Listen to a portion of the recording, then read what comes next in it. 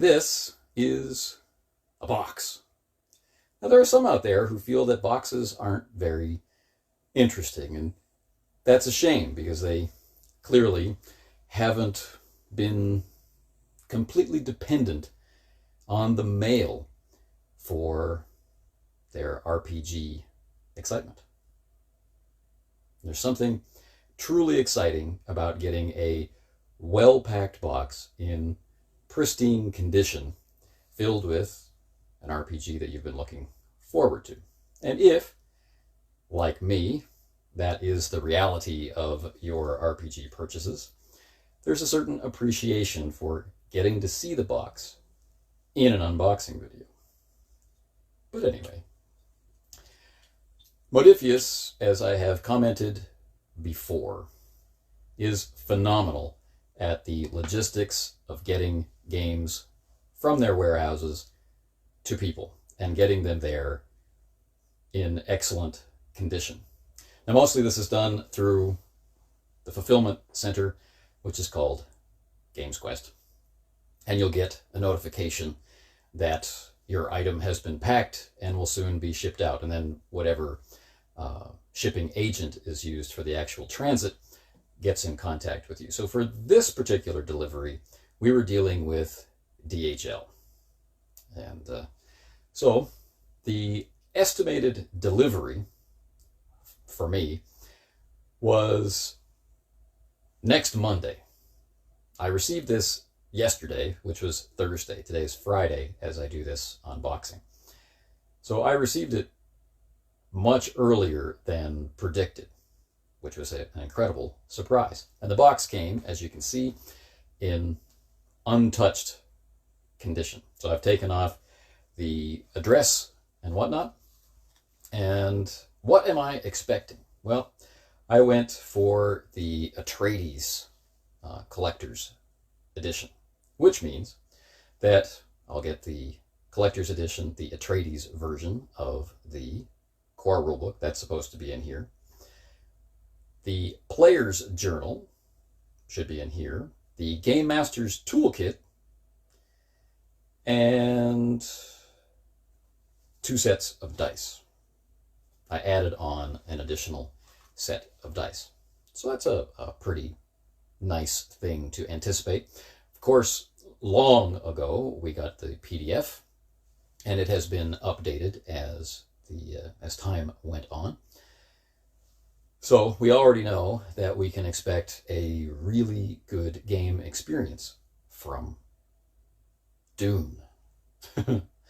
Now, what do I mean by that? Well, this is another 2D20 game, and if you are familiar with the 2D20 games, you know that each one has been, or not each one, but most of them have been modified in some way to represent or carry forward the particular genre that we are dealing with. So Conan, for example, has an awful lot more attention paid to combat detail than you will find in Star Trek Adventures, right? And John Carter of Mars has a lot more attention paid to the,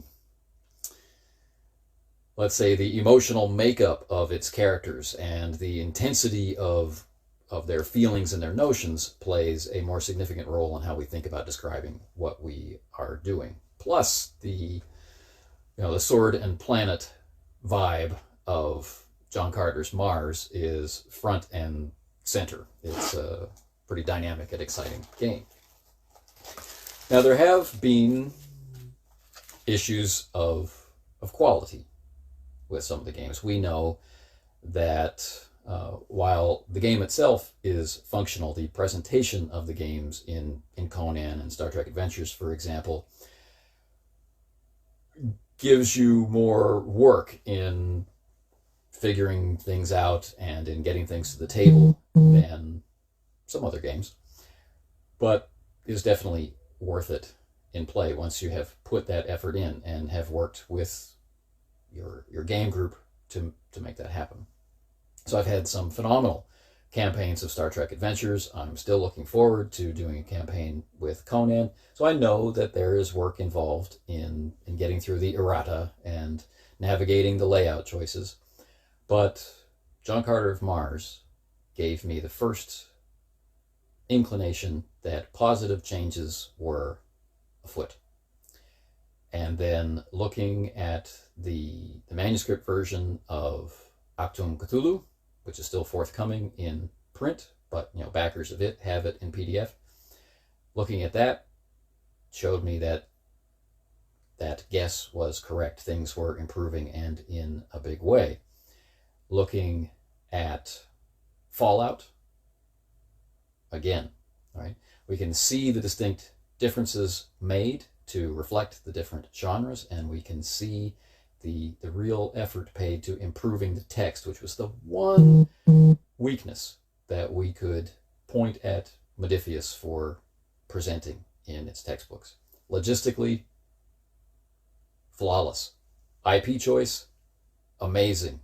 Art direction, incredible. Text, but Dune takes things even farther in that direction.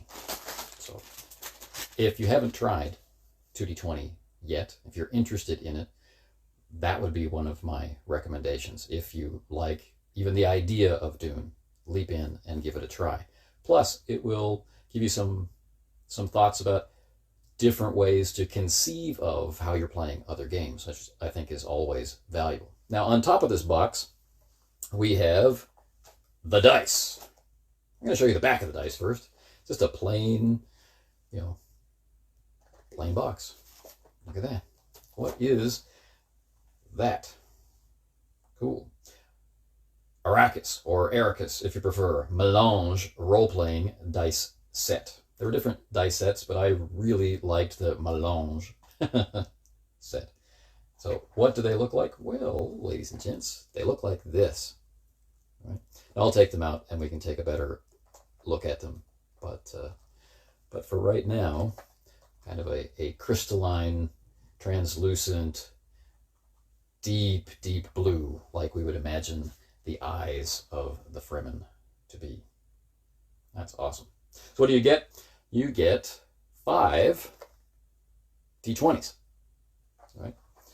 And I've gotten 2 sets to be able to more easily share around the table. What you'll notice is missing, if you're familiar with 2D20, is challenge dice. There aren't any. Aha! So yes, it is different from other iterations of 2D20 than you may be familiar with.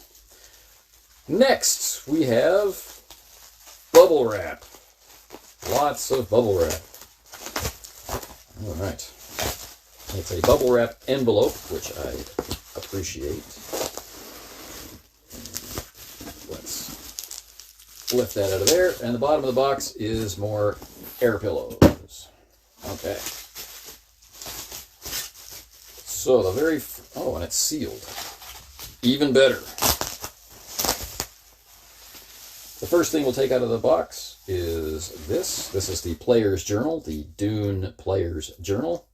Adventures in the Imperium. All right.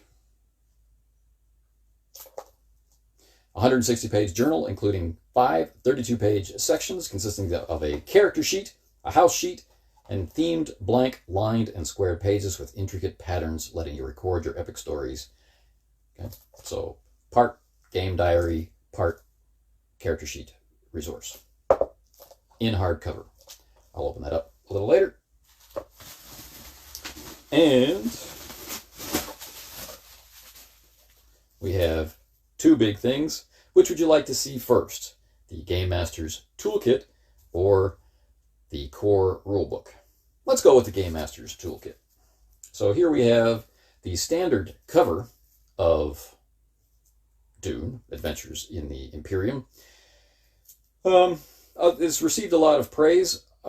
It really is lovely. It's not terribly dynamic, but a lot of people are excited about this particular cover.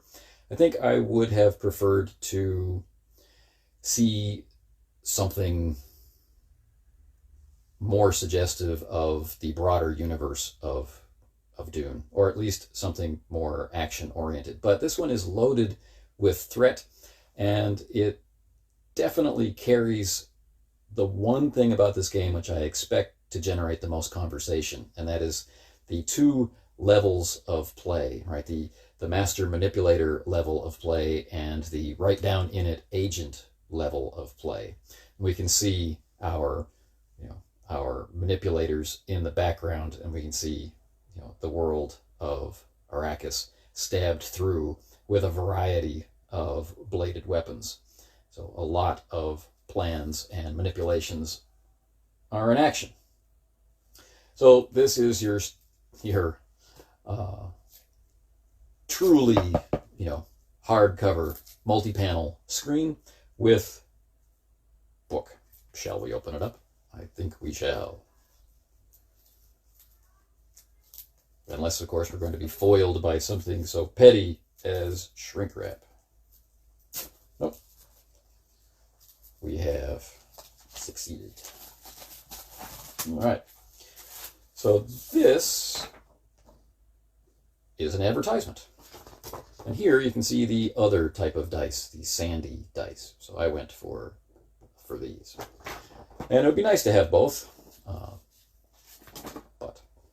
So the different covers are here, the standard cover, the cover I'm not showing you, and the other covers. And they were available from different vendors and whatnot.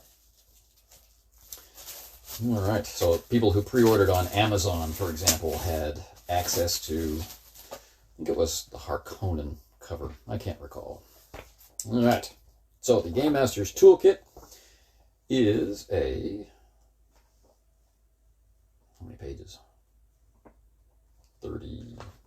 Well, they used the inside back cover, so a 36-page handout, which includes some dramatic art spreads. Let's see if we can find an index of some sort. All right. Adventures in the Imperium is the first page.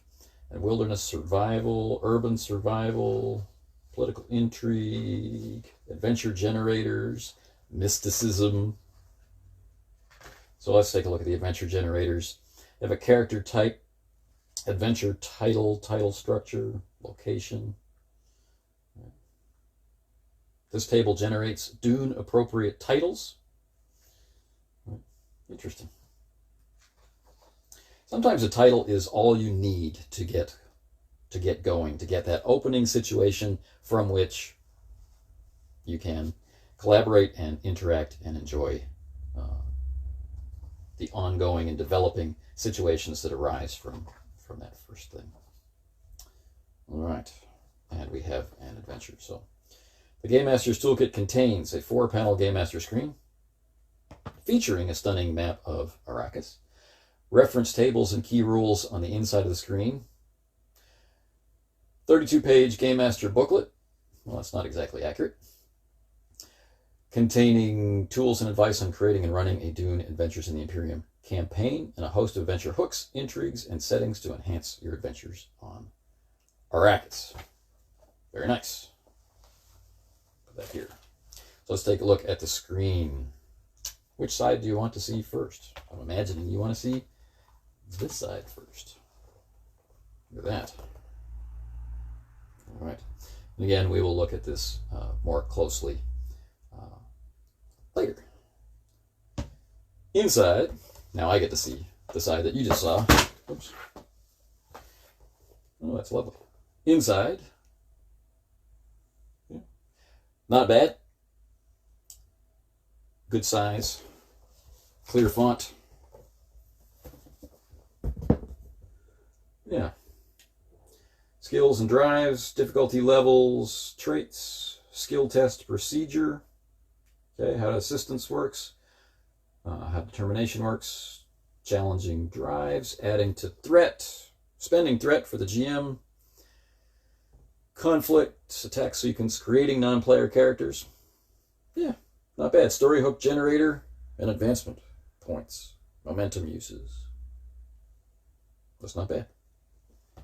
All right. Cool. And now, the moment we've all been waiting for. Ta-da! There it is. Right. The Atreides. Nothing on the spine to indicate what it is. That's cool. And it has its back covered over so that, people can know what it is. Because there's nothing on the front either. All right, shall we open it up? We shall. Or we shall endeavor to open it up. All right, there we go. I like game books that get used, that don't just sit on the shelf or get stored away somewhere to generate value. So it's the same advertisement on the inside, and on the back explains what is in here and the dedication to Frank Herbert and all that stuff.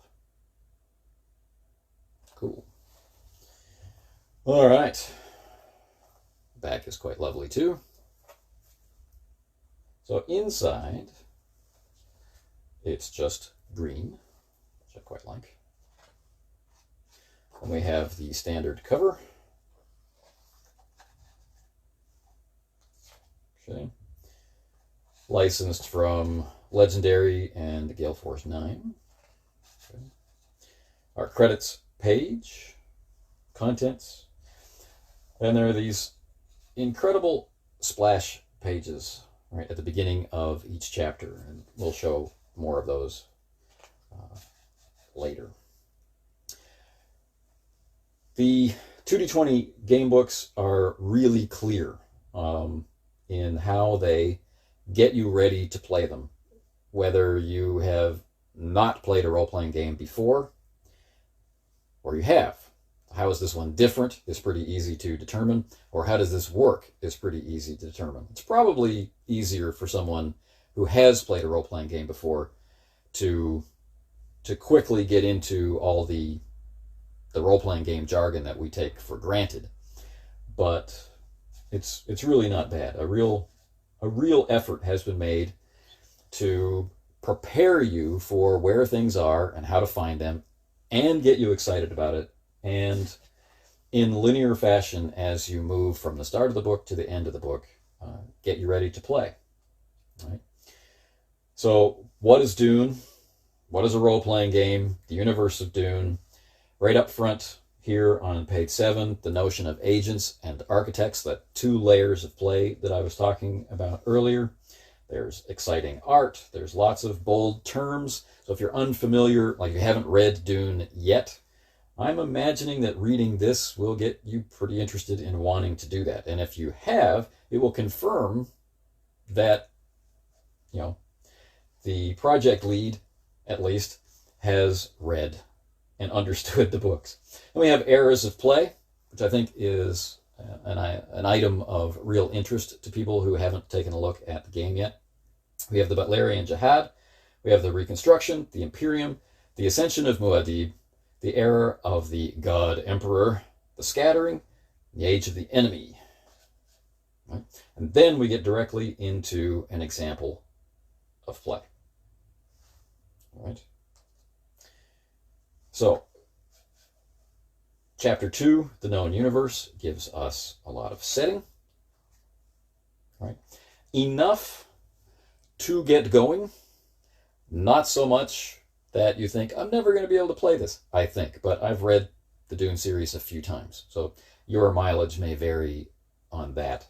But it's broken up into small and clearly marked sections, so you should be able to get through it in bite-sized amounts if you're a very busy person, or you've got small kids, or lots of dogs, like is the case around here, which tend to interrupt quiet time.